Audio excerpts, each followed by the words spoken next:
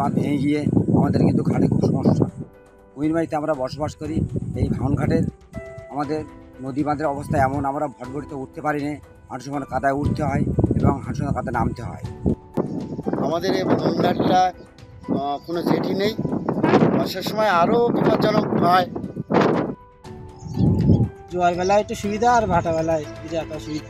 মালপত্র লোকজন উঠতে পারে না, কাদা ঘাটে ভেঙে ভেঙে ভিতরে ঢুকে যাচ্ছে। ভাটার সময় কতটা নামতে হয়? আটার সময় মোটে না হলে তোমার 30 ফুট লাফ দিয়ে ঘাট ছাড়া? ঘাট ছাড়া।